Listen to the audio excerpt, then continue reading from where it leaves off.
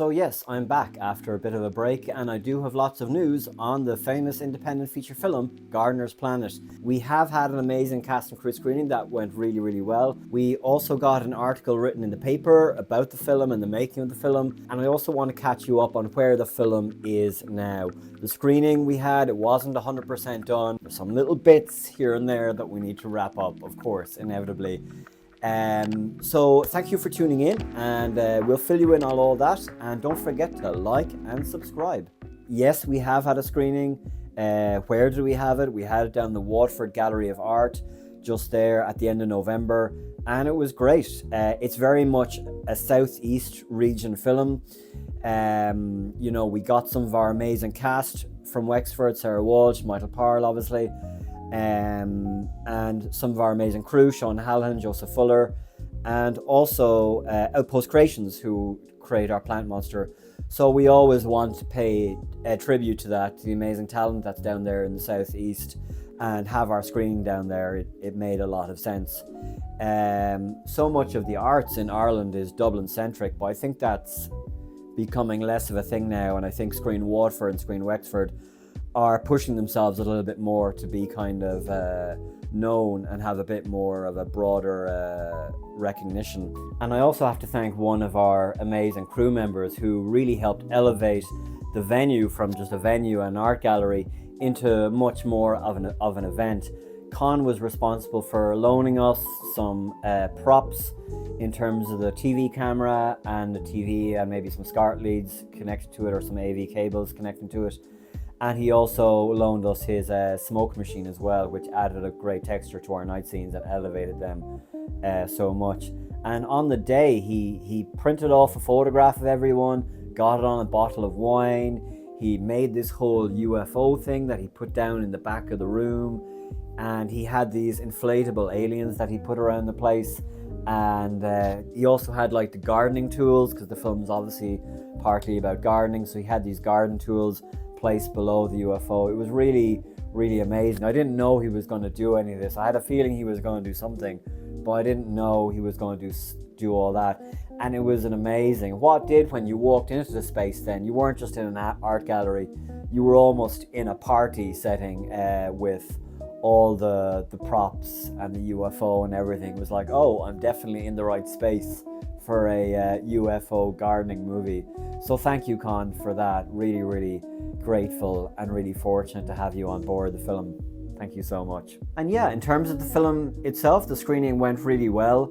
The film's tight, it's a relatively short, 75 minutes. Lots of kind of crazy, zany things happening, which I think might have freaked out some people, some of the actors who were maybe in those scenes, because they hadn't obviously seen some of that stuff. But maybe now that the dust has settled, I'll reach out to them, see what they think. Irish cinema, we're not used to some of that crazy stuff, like people exploding and chainsaws and stuff. But that's what some of the most essential and fun stuff of cinema is. And in my opinion, we should have had more of that, and that's the reason why I wanted to make the movie in the first place. But everyone was really complimentary. We had a couple drinks afterwards, nothing crazy, but it was just a relatively quiet night. But it was great for everyone to have the opportunity to see the movie, and I'm grateful for the people who came along, not just from Watford, Wexford, but also Wicklow, Dublin, Cork, West Cork in Con's case, and it was great. It was great to see Sean Caulfield, our catering guy, as well there, and so many of our crew as well, and Lani and James, who played the practical aliens who got cut out of the film. They came down as well, which was great. I'm so glad I remembered to invite them, because I hadn't seen them since 2022. And it was great they came down and they were able to see, okay, they weren't in the movie, but they had a fun time recognizing some scenes, I guess, and recognizing some scenes that they had been in, how those scenes had changed. So it was great to see them. It was just great to see people and have a moment where you can chat to people when you're not completely covered in mud and exhausted, and you can actually be wearing nice clothes, and you can be like, oh, this is nice, this is what we made. You know what I mean? It's an opportunity to show people, after all the work, after all 3 years of making it, this is what it was. This is the 74 minutes that came out of that hours and hours and hours of work. So it was great. I'm just really grateful for everyone who showed up. It was obviously a very friendly audience. It wasn't even an audience. 95% of the people were people who had worked on the movie, but everyone was very complimentary. But I am looking forward to, I guess, getting it in front of some strangers next year at some point and doing festivals with it and just see what happens then. And also, I just want to say all these amazing photographs that you're seeing were taken by Richard Hogan, and it was, thank you so much for doing that. They came out great and everyone was so complimentary of them. I did want to take some footage as well. I brought a camera down, but I kind of got distracted with some sound stuff. So it was great to have really beautiful photographs taken by Richard as well. So thank you for that, Richard. And yes, we did get this magazine article written up about the film too. There I am, that's me. That's me in the paper. And yeah, it's pretty cool. Bit of a clickbaity headline. I use my savings to make a sci-fi movie. You know, not necessarily strictly true, but you know, I guess even the newspaper needs to find ways to sell stuff. And yeah, pretty happy with the article. Really grateful to Sarah Horgan for taking time and doing that. Not something she had to do, but really grateful. And you know, it's good promotion, I guess. If you had to pay for that, you'd be paying a couple of grand. I think I just felt with the release of the poster, the trailer, having the cast and crew screening, just maybe a little bit of good old-fashioned print media, it might be cool just to make the film more real and prove to people who are not online, because the movie has been a very online thing, that it does exist out in the real world. And that was cool. So, you know, the screening was obviously a very real world event as well. And then the article was like a real world thing as well. And I got some nice reactions to that. And I'm grateful for Sarah and everyone in the Examiner for doing that. So thank you for that. I think it's important for a filmmaker to be able to have some kind of measurement tool. And I could see when the article came out last Saturday or Saturday before last, whatever it was, that I could see on the YouTube analytics, I did actually get a bit of a bump, because I did say down here at the bottom of the article, find out more, or well, Sarah said it, thank you, Sarah Horgan, where is it? Find out more about Thomas and Gardener's Planet by visiting youtube.com /Thomas Quain film, which is cool. So I think that was smart. And I also made a big effort during the screening, even though I forgot to say it in my little speech, I put like a QR code on the poster so people could scan it. I don't know if anyone did scan it during the screening. I forgot to say people, because I did also do a little bit of a speech just to thank people, but I meant to say, while you're here, scan the QR code. But yeah, I missed that. But at least we got it here. And yeah, that's pretty cool. And I guess the other thing then with the article is that if you're into film and you're like, oh, this sounds interesting, then you can click, or you can go online, search Thomas Quain, and then you can find this YouTube page where you can go on a much deeper dive into the making of the film than the paper can obviously go into in you know, a relatively short space of time.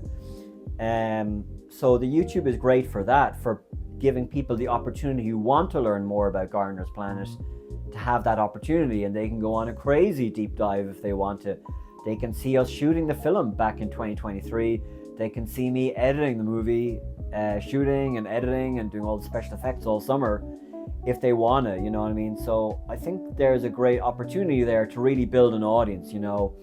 And I think I would be thinking is you want to get the casual viewer from the newspaper to the more interested viewer on the YouTube page, and then the people who are really interested in what I'm doing, they might go from the YouTube page to my own site, my own website, www.thomasquainfilm.com.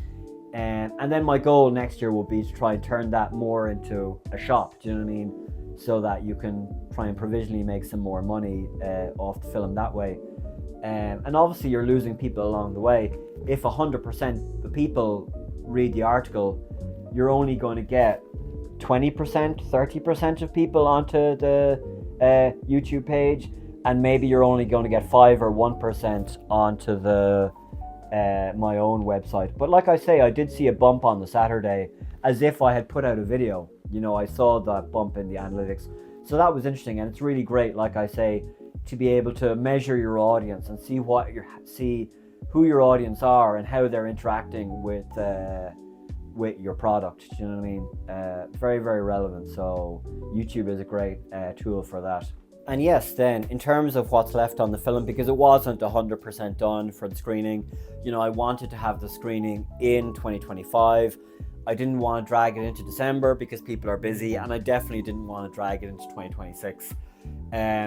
So we made a very presentable, it doesn't sound very good, but we made a very well presented film, but there are some stuff missing, and I do have some notes here because I'm still a little bit sick, like I say. So yeah, there are 4 or 5 shots I want to improve, really all in space. I just want to get the earth looking right. It looks very desaturated in Blender at the moment, so I obviously have some settings wrong with that, so I have to correct that. And I also want the spaceship looking a little bit more metallic. So there's 4 or 5 shots when we're cutting out to the aliens and we zoom out from the earth. I want to just correct those spaceship shots. They can be corrected. They all probably need about a day each, but you know, it is what it is. We'll get it done. A lot of this stuff will be done in January, do you know what I mean? These shots have always been problematic. Yes, they have. Also, yeah, we're missing the final sound effects. Sean Hallen, he has done a great job, and we just weren't able to get them in for the screening. So a lot of the sound effects that people heard in the screening were just kind of temporary ones, most of which I just added in the days beforehand. But Sean has done a great job going out sourcing and creating real and organic sounds, not just the kind of default ones I download from stock libraries. So I'm excited now to get those back onto timeline, take out mine, put in Sean's. That'll be really great to have done. It really is amazing, the difference. Everyone talks about, you know, yes, getting good audio recording is very important, and getting good sound effects is obviously really important, but the difference the sound effects makes is absolutely incredible. I think I just watched the film so often without any sound effects. I just accepted certain scenes and were like, okay, I guess that's just how that scene's going to be. But when I added some sound effects in, especially in like, there's one scene where he pulls into the woods and he's trying to start the car. When I added in like car ignition sounds and some gravel sounds of the aliens moving on the dirt outside, made a huge difference. So really excited to get Sean's stuff in there. And yeah, there's also just some color grading stuff to do. I want to add in some grain just to take the digital sharpness off it. And I want to add that into the whole thing. I just didn't get a chance to do that for the screening. And there's also another kind of cool LUT that just has a nice cool effect on the shadows. And so I'm going to put that on there as well, just as about 5 or 10%. It's like a celluloid LUT, it's called. So it adds a bit of blue, dark blue to the shadows. So that's kind of cool. And it just, again, combined with the grain, it just takes it a little bit away from the digital image, and it did feel very digital and sharp on the screening. So I'm looking forward to moving away from that, and it'll look closer to what the trailer looked like, the final film will, because the trailer had the grain, it had that extra LUT, but the screening didn't. So yeah, looking forward to adding those in. So yeah, that is the end of the video. Thank you so much for watching. A bit of a random low energy video, but you know, like I say, I'm not feeling 100% at the moment, and I wanted to update where the film was, because a lot has happened over the last 3 or 4 weeks, and that's probably why I'm so drained as well. It's so much, like I feel I could fall on the floor sometimes. It takes so much out of you doing these huge projects. But I also didn't want to leave it, you know, it's been 3 or 4 weeks since I uploaded a video about the trailer. So I just wanted to update what's happened in those 3 or 4 weeks. And between the screening, the article, and just what's left to do in the film, it felt like a good but random video to make. So I'll be back soon. That's really all the news I have for now. Hopefully I'll be better next time I talk to you. And yeah, thank you for watching, and don't forget to like and subscribe, and talk to you very, very soon with more news from the world of independent filmmaking.